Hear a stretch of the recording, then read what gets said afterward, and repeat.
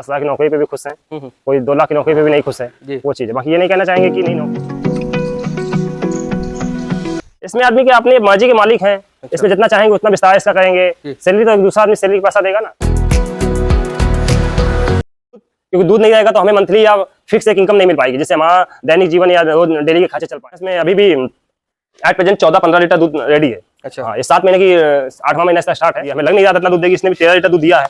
Peak पे 13 litre दूध दिया, अभी भी इसके नीचे 8.5-9 लीटर दूध तैयार है। 9 लीटर दूध इसमें है। अच्छा, इतना दूध देगी, उसमें बाव है, स्वेलिंग है, एक तरफ की पार्ट दबी है। वो बेचने वाला बोल देगा कि नहीं ऐसे ही है, बच्चा पी गया, लेकिन 10 दिन की ब्याह है, भैंस रिपीट हो गई, प्रेग्नेंट नहीं हो रही है, आपने 7-8 महीने दूध निकाल लिया, बाद में आप ऐसा घूम रहे हैं, डॉक्टर को बुलाते हैं कि प्रेग्नेंट। दोस्तों, मैं प्रिंस और आप देख रहे हैं नई कृषि दर्पण यूट्यूब चैनल।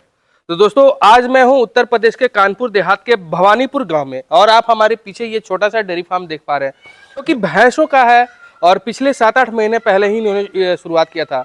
और इनकी खासियत बता दूं तो इन्होंने एक प्राइवेट जॉब छोड़, अच्छी खासी सैलरी वाली जॉब छोड़ करके इस डेयरी फार्म के लाइन में, लेकिन मैं ये आपको नहीं कहूंगा कि आप अच्छी खासी सैलरी छोड़ करके आप डेयरी फार्म के लाइन में आइए।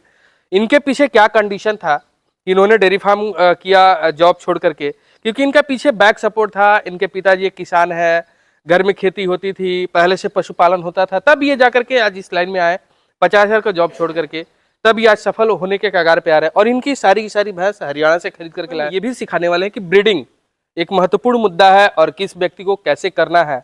इन्होंने शुरुआत तो किया था मतलब बाहर से भैंस लेकर के, कितना दूध का रेशियो मेंटेन रखा शुरू से लेकर के अभी तक, ये चीज भी हम वीडियो में सीखने वाले हैं। और ब्रीडिंग कैसे करना है, ब्रीडिंग करना काफी महत्वपूर्ण, लेकिन हर किस व्यक्ति को नहीं पता होता है। वो यूट्यूब देख करके चक्कर में आया था और महंगी सीमन का प्रयोग करके वो ब्रीडिंग शुरू कर देता है, लेकिन वो लास्ट में अंततः होता क्या कि वो घाटे में जाना शुरू हो जाता है, मनोबल टूट जाता है, डेयरी फार्म बंद हो जाता है। लेकिन इन्होंने बुल के नाम से चयन किया और बुल को अपने इंसीमिनेशन कराया, उस बुल से, पार्टिकुलर बुल से इन्होंने इंसीमिनेशन कराया और आज इस मुकाम पर पहुंचे। तो आइए हम सर से बात करेंगे। उसके पहले मैं आप सभी से रिक्वेस्ट करूंगा कि आप हमारे चैनल पर आए तो प्लीज सब्सक्राइब कर लेंगे, साथ में बेल आइकन का बटन को प्रेस कर लेंगे, ताकि जब भी इस तरह का वीडियो बनाओ तो आपको अपडेट जो है मिलता रहे। सर, स्वागत है हमारा इस यूट्यूब चैनल पर। आप अपना परिचय बता दीजिएगा और ये आपका डेयरी फार्म कहाँ पर है ये बता दीजिएगा। सर जी, मैं मनीष यादव जी, ये उत्तर प्रदेश के कानपुर जनपद में, कानपुर देहात जनपद में भवानीपुर गाँव है, पड़ता है। अच्छा। मैथा रेलवे स्टेशन के पास, वहाँ पे हमारा डेयरी फार्म है। और अनिया हाईवे यहाँ से निकला हुआ है, वहाँ से हमारा 10 किलोमीटर दूर गाँव पड़ेगा। मैथा रेलवे स्टेशन है, वहाँ से 3 किलोमीटर की दूरी पे है। तो सर, इस फार्म को आप कब से कर रहे हैं सर? ये फार्म तो अभी ये सेटअप बनाए हुए तो 6 से 7 महीने हुआ है। अच्छा, हाँ, इसके पहले पशु तो पहले भी रहते रहे हैं। अच्छा, और बाबा ने किया, पापा ने किया, ऐसे पीढ़ी दर पीढ़ी काम चलता रहा है। अच्छा, लेकिन इसको आधुनिकीकरण से करने का एक काम हमने पिछले 2-3 सालों से उठा रखा है। अच्छा, तो ये इसमें पहले 2 जानवर लाए, 2 लाए, ऐसे धीरे धीरे करते अभी इसमें 5-6 महीने, 6-7 महीने से फोकस ज्यादा है। अच्छा, अभी इसमें पूरा आधुनिकीकरण के भैंसों पे, मुर्रा नस्ल की भैंस हमको चाहिए, इसमें इनका रखरखाव कैसा चाहिए, इनका खान पान कैसा चाहिए, इस चीज पे 1 साल से पिछले फोकस चल रहा है। अभी हम इस पे आगे इसको बढ़ाते जा रहे हैं। तो मतलब 3 पीढ़ियों से चल रहा है। तो आपको ऐसा क्या लगा, क्योंकि अभी के जमाने में आप जैसे युवा जो है सर नौकरी करना चाहते हैं, लेकिन आपको ऐसा क्या लगा कि आप इस लाइन में आ गए? नहीं, नौकरी हम भी करते थे, अभी तो नौकरी पे थे ही, पिछले 10 साल से नौकरी कर रहे हैं। ऐसा कुछ नहीं है नौकरी में, इसमें कुछ ऐसा नहीं है कि कंपेयर आप कहें, किसी को हर नौयुवा की अपनी अपनी सोच है। नौकरी पे लोग 10 लाख की नौकरी पे भी खुश हैं, कोई 2 लाख की नौकरी पे भी नहीं खुश है, वो चीज है। बाकी ये नहीं कहना चाहेंगे कि नहीं नौकरी अच्छी है, ये खराब है, ये अच्छा है नौकरी, वो अपनी अपनी सोच पे डिपेंड करता है। दूसरा क्या है, कोई चीज आदमी के सेटिस्फेक्शन, आदमी किस चीज में कितना खुश है और किस चीज को कितनी रुचि से कर सकता है, आदमी वो डिपेंड करता है। हम नौकरी करने के पहले भी इस काम में खुश थे, नौकरी में भी खुश थे और आज भी खुश है। अच्छा, तो नौकरी कितने साल की है सर? नौकरी 10 साल हमने किया है। अच्छा, 10 साल आपने किया? हाँ, 10 साल तक नौकरी। तो 10 साल नौकरी किया, तो क्या एक चीज आपसे जानना चाहेंगे, उस सैलरी मतलब कितना लेते थे आप? बात लेते थे सैलरी, स्टार्टिंग में सैलरी हर किसी गवर्नमेंट, प्राइवेट सेक्टर, कोई भी सेक्टर हो, स्टार्टिंग में तो सैलरी का एक मिनिमम वही 10,000 के आसपास हमने स्टार्ट किया था नौकरी करना। धीरे धीरे करते करते हम 50,000 के आसपास तक, 50,000 के ऊपर हम पहुंच गए नौकरी करते। अच्छा, लेकिन समस्याएं वही नौकरी में रहती हैं कि आपको एक टाइम पीरियड है, एक बॉन्डिंग है, इतने समय तक आपको काम करना है वहाँ पे। आप अपना कुछ उसके साइड में एक बहुत ज्यादा मैक्सिमम आप अपने आप को विस्तार नहीं कर सकते हैं नौकरी के साथ साथ, क्योंकि नौकरी में क्या है, पैसा तो मिलेगा आपको, जैसे जैसे समय बीतता जाएगा, आज हमको इतना मिलता है और 5 साल गुजरेंगे और उसमें पैसा बढ़ेगा। लेकिन इसमें क्या है कि ये इसमें आदमी के अपने मर्जी के मालिक हैं। अच्छा, इसमें जितना चाहेंगे उतना विस्तार इसका करेंगे। सैलरी तो एक दूसरा आदमी सैलरी का पैसा देगा ना, उसको अच्छा लगेगा तो हमको 25 बढ़ाएगा, इंक्रीमेंट करेगा, नहीं इच्छा होगी तो नहीं करेगा। कंपनी का लॉस है, बेनिफिट है, वो तो अपने हिसाब से चलेगी, हमारे जरूरतों के हिसाब से नहीं चलेगी। और हमारे पास एक एज का क्राइटेरिया रहता है कि हम 50 साल 45 साल तक एक अच्छी मेहनत से काम लगन से कर सकते हैं, उसके बाद हम नहीं काम कर सकते। तो मतलब आपको 50,000 की सैलरी की नौकरी छोड़ते समय ऐसा नहीं लगा कि आप गलती कर रहे हैं? नहीं, ऐसा कभी भी महसूस नहीं हुआ, हमने कोई गलती नहीं किया, ऐसा हमको कभी लगा नहीं। अच्छा। इसमें भी हम खुश हैं और अच्छा है, उससे कम नहीं है, ज्यादा ही है ये कहेंगे पैसे जी। तो 7-8 महीने पहले आपने शुरुआत किया, तो कितनी पशु से शुरुआत की? भैंस से ही की शुरुआत की है, ये भी एक सवाल बनता है। भैंस में एक्चुअली में क्या, हमारे यहाँ पे दूध का जैसे क्या हमारा रिटेल में तो बिक्री होता नहीं है, हमारा तो थर्ड आदमी रहता है, वो जाके सिटी में सप्लाई करता है, या तो कॉर्पोरेट में हम लोग दूध देंगे तो वो भी हमें एक फैट के हिसाब से दूध सेल हो पाता है। तो एक तो वो गाँव में समस्या आती है कि दूध का वो प्राइस नहीं मिल पाएगा, क्योंकि ये सिटी से हम तो दूर है, तकरीबन 30 किलोमीटर की दूरी पे सिटी से है, कानपुर से, तो इसलिए भैंस में जाना पड़ा। दूसरा क्या है, भैंस में बहुत सी जो छोटी छोटी बेसिक प्रॉब्लम्स हैं वो कम आती हैं गाय को कंपेयर में देखते हुए। गाय में क्या है कि आपको एक्टिव रहना पड़ेगा बहुत ज्यादा, भैंस में भी ये नहीं बोल सकते कि लेजी रहने से काम चलेगा, लेकिन गाय की कंपेयर में इसमें बीमारियां कम है और रखरखाव में थोड़ा सा आसानी है। अच्छा जी। तो जैसे स्टार्टिंग कितने पशु से किए थे सर? स्टार्टिंग में हमारे पास पिछले हमने 2 साल पहले 2 भैंस से ली थी, उसमें हम बेसिक चीजें हमने जो सीखने का प्रयास किया, भैंस कहाँ तक दूध देती है, हरियाणा की भैंस कितना दूध देती है, कितने लंबे समय तक दूध देती है, उसके बच्चे कैसे आते हैं, है ना, उसका दूध का क्वालिटी कैसा रहता है। उसके बाद हमने अभी अगस्त में 10 अगस्त के आसपास हमने 5 भैंसें मंगवाई थी हरियाणा से। अच्छा। हाँ, 10 अगस्त को हमने 5 भैंसें ली थी, फिर उसमें हमको अच्छा रिजल्ट मिला, अच्छी दूध की भैंसें निकल के आई उसमें सामने, एक्सपेक्टेशन से ज्यादा। किसी भैंस ने इसमें से हम बताएंगे आपको 18-19 लीटर तक दूध दिया हुआ है। ये हम यूट्यूब में देखते थे, हमको लगता नहीं था कि हमारे यहाँ 19 लीटर की भैंस भी हमको मिलेगी। हाँ, उसके बाद अभी हमने फिर जॉब से आने के बाद फिर हमने यहाँ पे खुद जाके अपने खुद के अनुभव से 4 भैंसें खरीदी है। अच्छा। और अभी वो लेके आए हैं यहीं पे। तो मतलब कहीं ना कहीं आपको जॉब छोड़ने से पहले 2 साल पहले ही डेयरी की आप तैयारी कर रहे थे? तैयारी तो हमारी पहले से चल रही, 2 साल नहीं बोलेंगे, जब हमने जॉब ज्वाइन किया था उसी समय से तैयारी चल रही थी। लेकिन क्या मिडिल क्लास के आदमी के पास इतनी पूंजी नहीं होती, और ये नहीं बोलेंगे कि जॉब में भी बहुत कुछ सीखने को मिला, टाइम, पंचुअलिटी, वर्कलोड कैसे, ये इससे उसी से हमने पहले से करने का पहले वो था कि हमें करना है, लेकिन उसके जाने के बाद और हमें किस तरह से करना है, इनमें आसानी हो गई। अच्छा जी।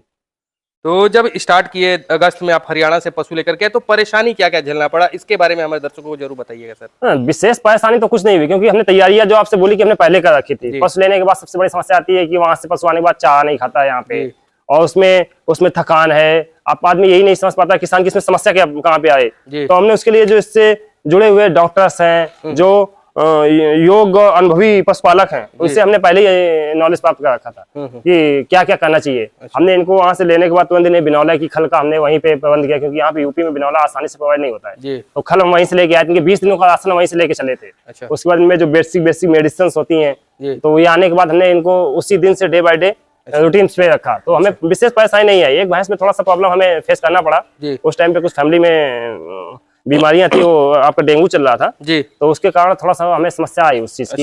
एक भैंस में मैस्टाइटिस हो गया जी, तो वो भैंस को क्या, वो वही है कि किसान 24 घंटे एक्टिव रहेगा तो चीज पकड़ लेगा, लेकिन हम यहाँ पे थे नहीं, पापा जी यहाँ पे थे नहीं, तो इस चक्कर में थोड़ा सा उसमें नुकसान हुआ, लेकिन फिर भी रिकवर हो गया।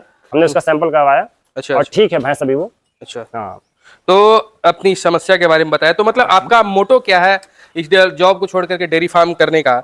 एक तो मोटो होता है दूध बेच करके पैसा लेना, एक ब्रीड करके, एक पशु बेच करके, तो आपका किस तरह से रुझान है सर? मेरा तो अभी दूध पे और ब्रीड पे 2 पे फोकस है। अच्छा, हाँ जी, क्योंकि अब क्या हर बार हरियाणा से पशु लाना संभव नहीं हो पाएगा, क्योंकि साल में आप 4 लाख 5 लाख रुपया ठीक है आपने कमा भी लिया।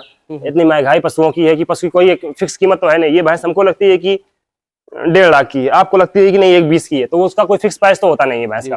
भैंस हमको अच्छी लगती है, किसी नजर से आपको कुछ उसको अच्छा लगता है, तो इसलिए क्या जब तक घर पे होम ब्रीड नहीं तैयार होगी तो उस तरह का रिजल्ट आप कभी पा ही नहीं सकते। तो इसलिए हमारा दूध, क्योंकि दूध नहीं रहेगा तो हमें मंथली या फिक्स एक इनकम नहीं मिल पाएगी, जिससे हमारा दैनिक जीवन या रोज डेली के खर्चे चल पाए, तो उसके लिए दूध का होना जरूरी है। लेकिन लॉन्ग टाइम में जाएंगे तो अगर जो ब्रीड नहीं काम नहीं करेंगे ब्रीडिंग पे, तो फिर हम नहीं सक्सेस होंगे। तो इसलिए ब्रीडिंग और मिल्क दोनों पे हमारा काम चल रहा है। तो शुरुआती दौर में ज्यादा फोकस किस पे करना चाहिए आपके अनुसार, दूध पे या ब्रीड पे ही? नहीं, दोनों पे करना चाहिए, ऐसा नहीं बोल सकते कि केवल हम दूध पे जाएंगे तो फिर लेट हो जाएंगे ब्रीड पे आते आते। और शुरुआत से हम अगर ब्रीड को पकड़ के बैठ जाएंगे कि हमने ब्रीडिंग पे काम करेंगे, पूरा दूध हम बच्चों को ही पिला देंगे, तो फिर हम फिर भी नहीं सक्सेस होंगे, क्योंकि हमारे पास उस हाथ में पूंजी, इनको खिलाने के लिए भी पूंजी लगती है, उसके बाद इनके रखरखाव में पूंजी चाहिए। भैंस ड्राई होगी तो भी उसमें पूंजी लगेगी ना खिलाने के लिए। इसलिए हमने भैंस ली है, इसी बार हमने अच्छे सीमनों का चुनाव किया है।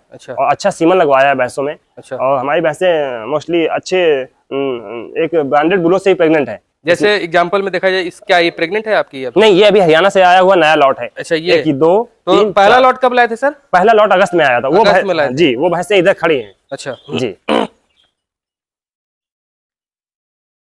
ये भैंस है हमारी। अच्छा, जी, तो ये पहली लॉट में आई हाँ, थी? ये पहली लॉट की भैंस है। ये 4 भैंसें हैं, 5 थी, ड्राई करके अच्छा, बाखड़ी में हमने उसको सेल कर दिया है। तो मतलब क्या वो उधर से प्रेग्नेंट होकर के आए थे या? नहीं नहीं, सभी काविंग की हुई थी। अच्छा 5 दिन 8 दिन 10 दिन के आसपास का, मैक्सिमम 10 दिन का काविंग था, वहां से हम लेके चले थे। अच्छा हाँ, अब ये भैंस है। इस भैंस में जीन से हमने लिया था, पापा गए थे, पापा ने लिया था, 2 जोड़ा लिया था हमने जीन में एक साथ। तो ये भैंस में अभी भी एट प्रेजेंट 14-15 लीटर दूध रेडी है। अच्छा हाँ, ये 7 महीने की 8वां महीना इसका स्टार्ट है। अच्छा 7 महीने काविंग की हो गया है और ये 3 महीने की प्रेग्नेंट है। अच्छा और ये नवाब के सीमन से HSB का, जी जी, हरियाणा स्पर्म बायोटेक का HSB का सीमन हमने मंगवाया था। अच्छा हाँ, उसके लिए पहले ही हमने प्लान करके रखा था कि किस भैंस में कौन सा सीमन लगाना है। अच्छा। तो इसमें हमने नवाब का सीमन लगाया है। ये नवाब से प्रेग्नेंट है।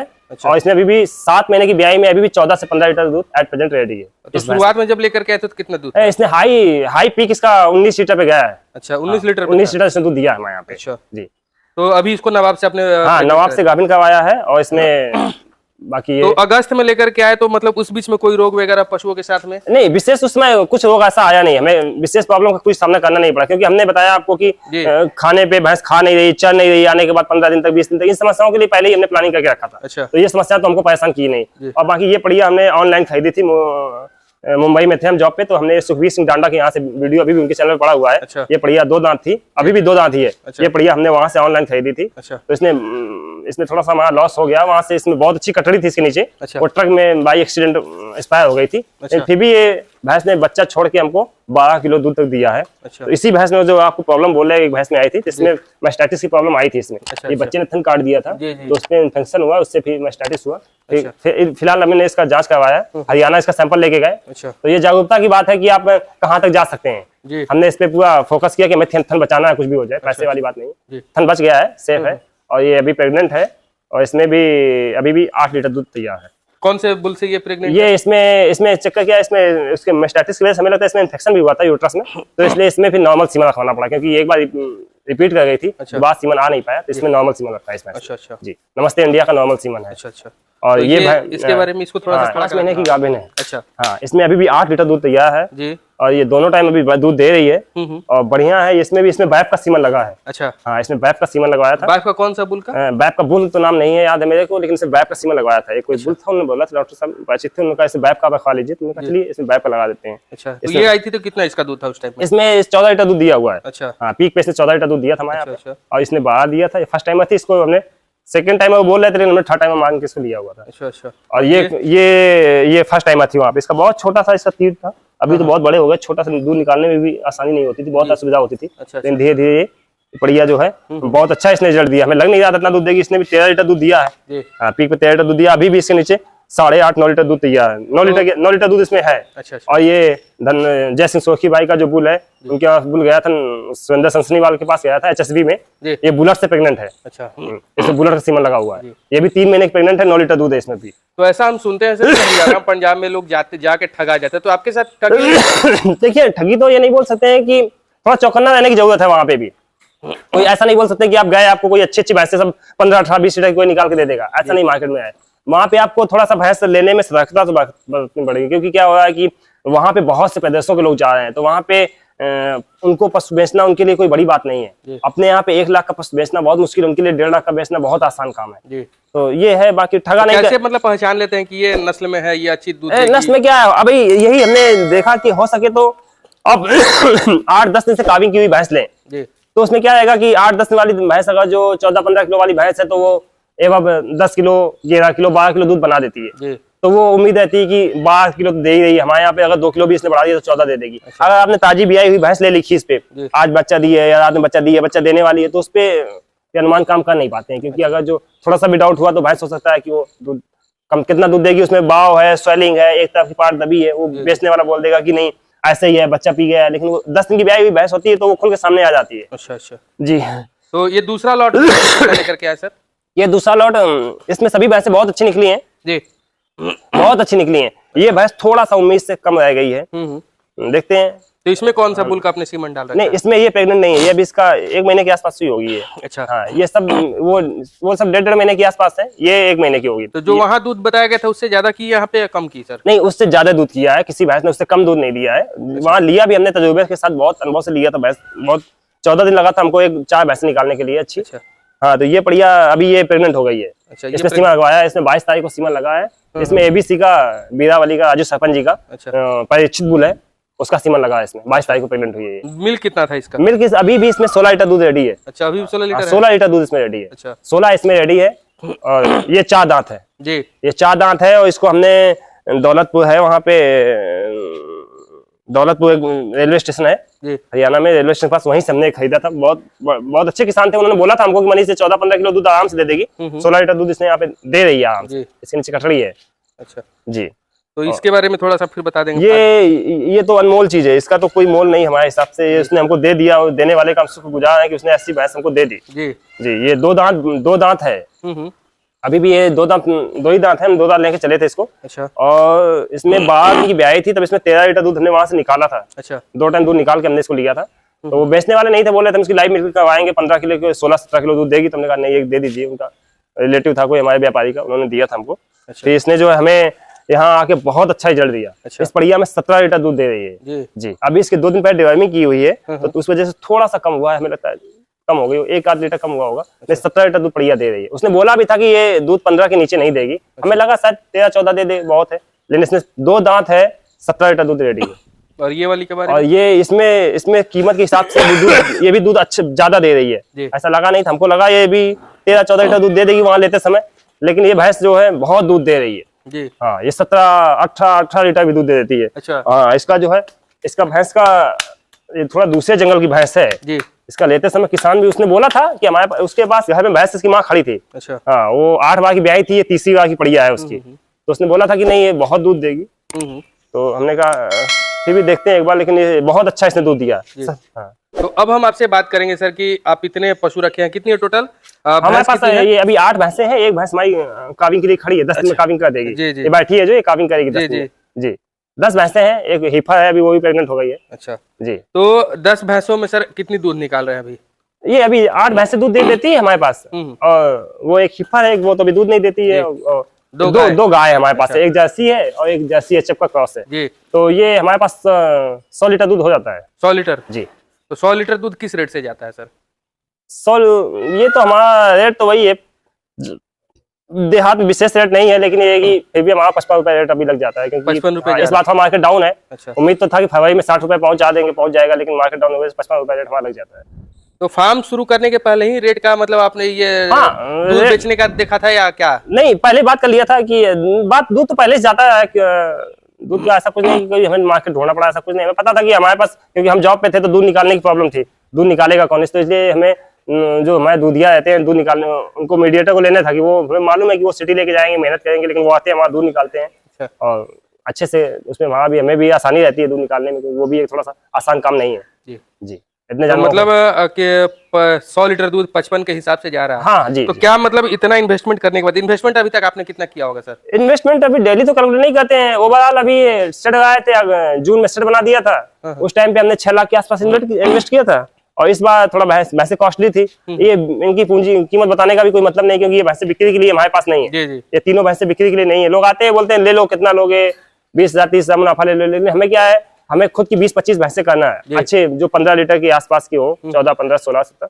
तो इस तरह की भैंसें ला के इनमें क्या, इनमें ब्रीडिंग करेंगे। इसमें आपको बताया हमने परीक्षित का सीमन लगाया है। इनके भी सीमन हमने हरियाणा से मंगा लिए, स्टोर करवा लिए। इनमें भी अच्छे बुलों का सीमन हमें लगाना है। अच्छा। तो इसलिए ज्यादा बेचने का विचार नहीं है। मतलब क्या, तो 55 रुपए लीटर दूध बेच के आपको मुनाफा? हाँ, बिल्कुल मुनाफा है, ऐसा नहीं बोल सकते मुनाफा नहीं है। 40% तो मुनाफा हो ही जाता है। अच्छा, 40% मुनाफा कर लेते हैं। बच्चे खा लेते हैं, इनके बच्चे दूध अच्छा दूध पीते हैं। 2 अब इनके जो बच्चे हैं वो 4 लीटर दूध पीते हैं। 2 सुबह 2 शाम कम से कम हम दूध पिलाते हैं। 4 लीटर दूध हम पिला रहे हैं बच्चों को। अच्छा। और अच्छा मुनाफा, 40% मुनाफा आराम से हो जाता है। अच्छा। और थोड़ा सा रखा आप रखेंगे, मेडिसिन का खर्चा नहीं आएगा, पहले से तैयारी रखेंगे तो मुनाफे में विशेष इजाफा नहीं होगा। नहीं, अगर जो आपने मेडिसिन है, भैंस रिपीट हो गई, प्रेग्नेंट नहीं हो रही है, आपने 7-8 महीने दूध निकाल लिया, बाद में आप परेशान घूम रहे हैं, डॉक्टर को बुलाते हैं कि प्रेग्नेंट, तो वो नहीं है।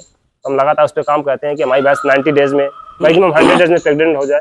और लंबे कम से कम प्रेग्नेंट होने के बाद नहीं कुछ तो 7 से 8 महीने 7 महीने दूध दे ही देना जी। चाहिए। बड़ी भैंस तो 3 महीने ड्राई हो जाए, अच्छा। कम दूध वाली है तो चलो 8 महीने तक खिंच जाए, 2 महीने के लिए छूट जाए। तो सर वीडियो काफी लंबी हो चुकी है, जी, मैं जी। चाहूंगा कि जो अधिक और भी जानकारी हो हम अगले वीडियो में लेंगे। जी, जी। तो दोस्तों वीडियो काफी लंबी हो चुकी है, मैं चाहूंगा कि आप नेक्स्ट पार्ट का भी इंतजार करें और इस पार्ट में मैं आपको सर से इनके शेड के बारे में, प्लस में इनके जो फीड क्या देते हैं, क्या परेशानियां आती है पशुओं के साथ में, इन सभी चीजों की जानकारी लेंगे। तो थैंक्स फॉर वॉचिंग, मिलते हैं अगले वीडियो में।